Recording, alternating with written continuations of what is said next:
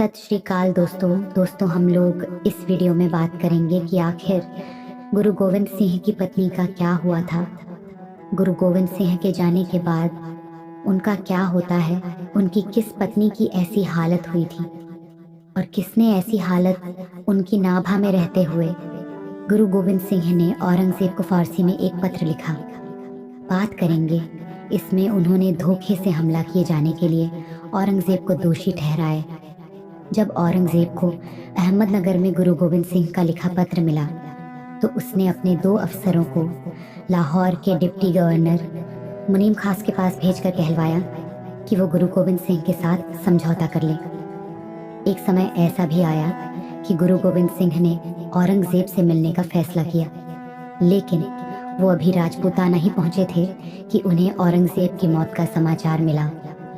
इसे विडंबना ही कहा जाएगा कि औरंगजेब की मौत के बाद हुई उत्तराधिकार की लड़ाई में उसके पुत्र शाहजादा मुअज्जम ने अपने भाइयों के खिलाफ लड़ाई में गुरु गोविंद सिंह की मदद मांगी।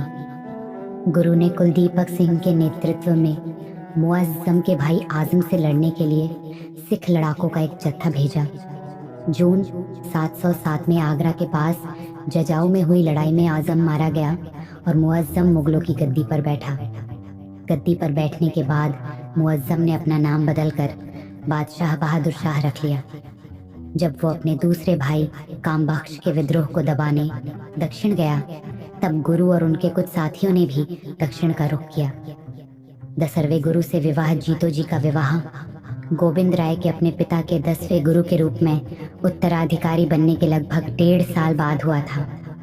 हरिजस ने गुरु गोविंद राय से अनुरोध किया कि वे परंपरा का पालन करें और विवाह समारोह के लिए दूल्हे की बारात को दुल्हन के गृहनगर लाहौर में ले आएं। हालांकि गुरु तेग बहादुर की शहादत की परिस्थितियों ने गुरु गोविंद सिंह के लिए घर से दूर यात्रा करना अनुचित बना दिया।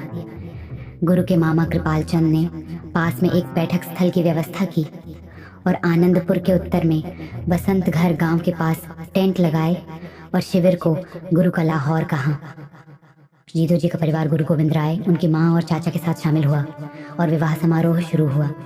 जीतो जी और गुरु गोविंद राय के बीच विवाह हर के 23वें दिन ईस्वी वर्ष 734 या 2 जून 1677 ई को हुआ था।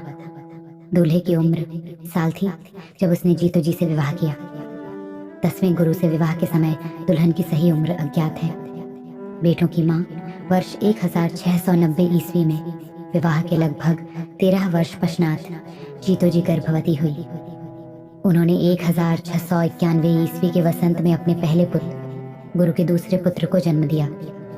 अगले 8 वर्षों के दौरान जीतो जी 2 बार और गर्भवती हुई तथा 10वें गुरु के 4 पुत्रों में से 3 की मां बनी। जुझार सिंह का जन्म माघ कृष्ण पक्ष की प्रथम तिथि संवत 723 अथवा रविवार 14 मार्च 1681 को हुआ था। जोरावर सिंह का जन्म चैत के 7वें दिन ईस्वी वर्ष 747 या 17 नवंबर 1996 ईस्वी में हुआ था। फतेह सिंह का जन्म फागण माह के 11वें दिन सन 1685 या बुधवार 25 फरवरी 1699 ईस्वी को हुआ था। हरबंस सिंह द्वारा लिखित सिख धर्म के विश्वकोश के अनुसार जन्म क्रम अजीत कौर ने बहुत समय गहन ध्यान में बिताया।